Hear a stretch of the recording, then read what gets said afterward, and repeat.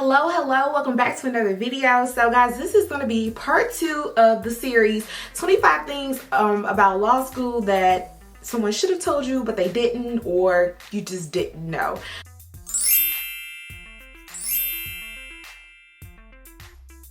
If you haven't seen part 1 already, make sure you go ahead and check that out first. I kind of give like an introduction as to why I'm doing this, my perspective as a first generation law school attendee, and actually a first generation high school graduate. So you kind of get the perspective of someone totally new to the post-secondary education game, if you will. I know this is not how I usually look at my videos.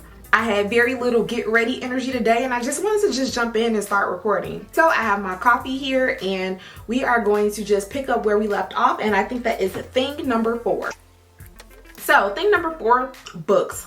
Let's talk about law school books, or as they technically call them, case books. So y'all, law school case books can average around $1,000 per semester or more. And of course you probably think like, oh, you know, once financial aid kick in, I'll be able to get my books from the bookstore, etc., etc. And yes, you probably are right. That's how most schools do it. They add up the cost of books and the cost of attendance. And once you get your financial aid package, you just purchase them from the bookstore and you should be ready for class on day 1. It sounds good, but there's one catch. You probably end up paying retail value for those books. For some reason, the bookstores have very little used books in stock, and I think that, you know, part of the reason that the school probably gets some kind of profit share off of selling new books. I'm just speculating. I don't know that to be true, but I always found there was very little used inventory. So I'm going to challenge you before your first semester in law school, really before any semester in law school, is to save a few $100s in cash and get your books off Amazon.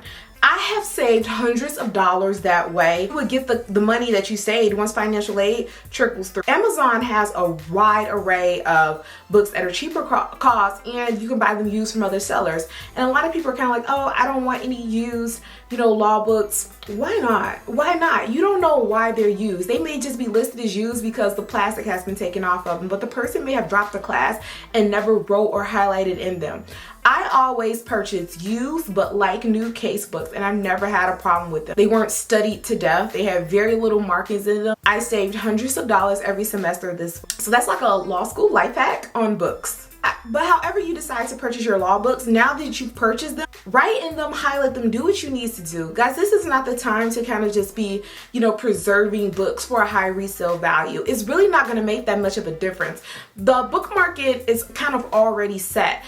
They jack the prices up of textbooks, you know, around August, and then buybacks are the highest towards the end of the semesters, like around December. There's really nothing you can do to get more money for your book. The prices are kind of already set. The market sets the prices. So don't be afraid to use your books to death. They are your books. So you're going to run into those professors who have their favorite case book, like my property professor. The case book that she used was like literally old as dirt, and she loved it, and I don't know why, but it literally was like $7. Like, it's so old in the market, it was like $7.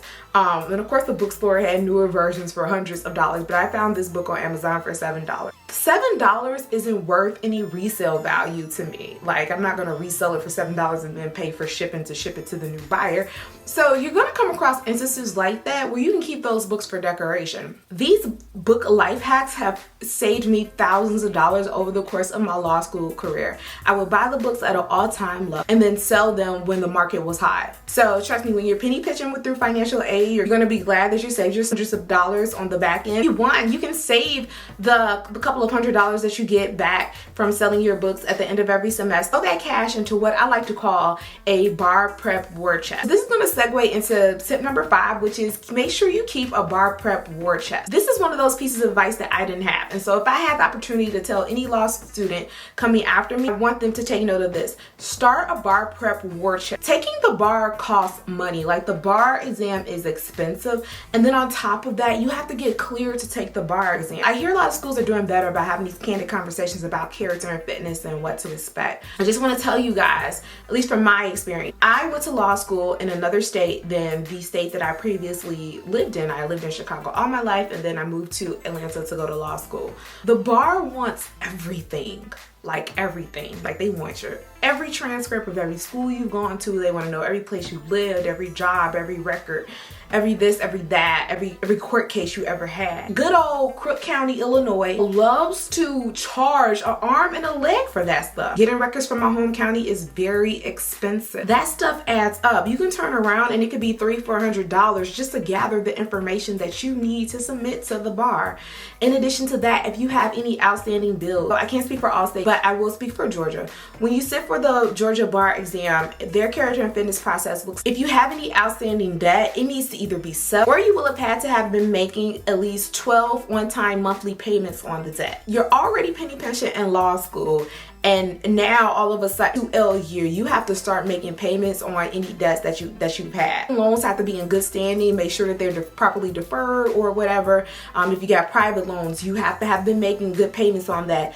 Debts, any outstanding parking tickets, little things that you kind of forget add up. Let's say you moved during law school and had a bad experience with your old apartment. If you owe any like eviction fees, like that's a problem. The bar will find it. They do their own credit reports. Georgia was finding everything, y'all. Like Georgia will find every little dollar you owe. It's like, dang, like I remember, you know, I traded in a phone, like an iPhone, and it had a crack on it, and so Sprint was like, you owe us, you know, the difference between the old phone and new phone, like you owe us $160. Like, okay, Sprint, well, I ain't got it, you know. And then you turn around and lo and behold, by the time you get to character and fitness, that $160 is on your credit report. You have to have settled it or had to have been making, you know, good faith payments on it. Set some money aside and for those instances that are gonna come back. Guys, I can almost promise you, thinking like, I don't owe anybody money, my finances are good shape. By the time you get to character and fitness, something gonna happen. Like you haven't been in the old Comcast $50 because you forgot to turn in a remote. Like the craziest thing. So just set some money aside for that. One of the things that I encourage people to do to sit sitting for the bar is book a hotel room when it's time for you to go take the bar. Like that's something else that you want to budget for. Meal prep if you think you won't have time to cook. Going to the gym, like bar prep period, if you will, that 8 to 10 weeks, budget for that. Budget for paying rent if you can, because you're going to want to study as much as you can. And then thing 6, my last piece of advice for this video is to be a goal digger, G-O-A-L digger. Law school is the perfect place to take advantage of setting objective measures.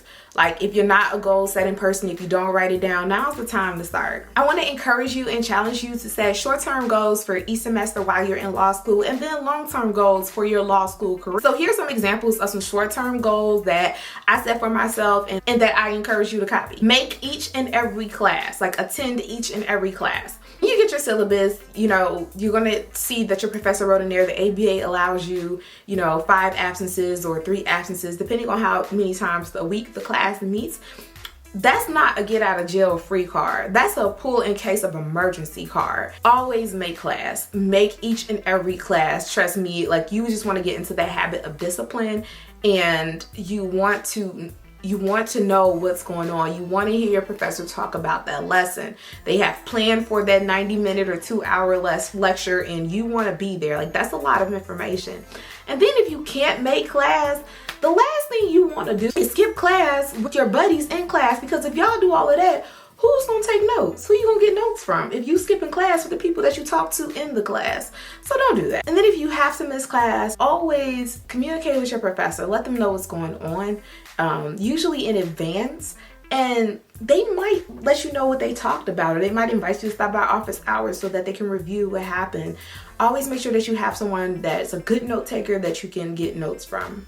Another short-term goal you can have is put $500 every semester in your bar prep war chest. The bar prep war chest that I just talked about, you can make that an objective short-term goal. Like time you get to taking the bar, you will have $3,000 saved up, at least at minimum.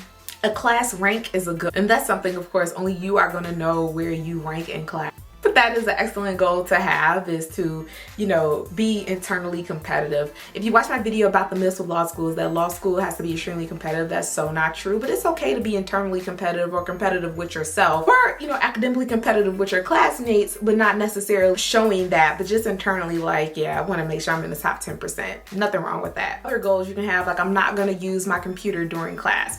That was one for me. I always kept my laptop with me. I was going to say MacBook or laptop. laptop, but I always carry my laptop with me. I personally think that when you write things down, you're paying attention, you're not easily distracted, and you're memorizing better what is being said when you're taking notes.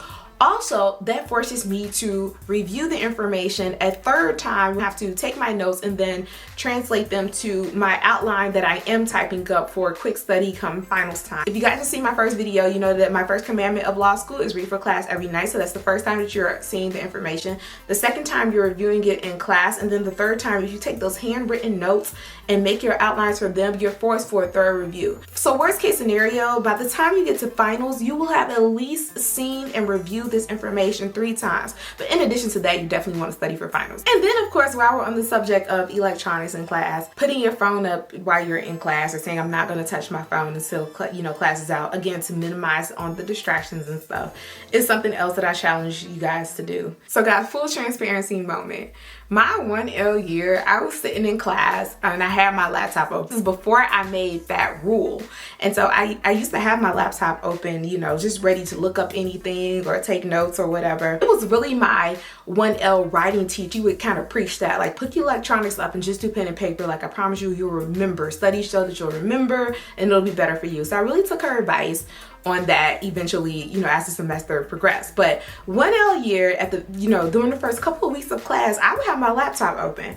So I have iMessage open, I have my laptop open. Y'all, out of nowhere, like literally out of nowhere, like someone that I had casually dated in the past decided to send me a dick pic.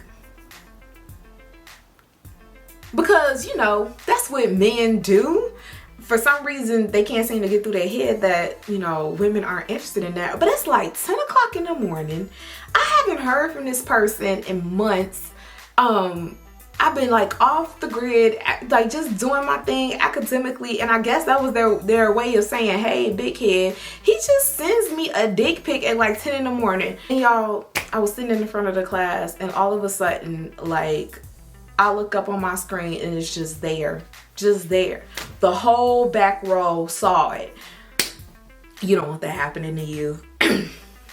Just put your laptop up. Taught me a lesson. I was like, I think I'm going to listen to my writing professor and just put up all electronics. So that's all I have for this video, part 2. Don't forget to like, comment, and subscribe. Thank you guys so much for watching. If you have any questions or want me to elaborate on something further, let me know in the comments. I have some more videos for you guys coming up. See you guys in the next one. Bye.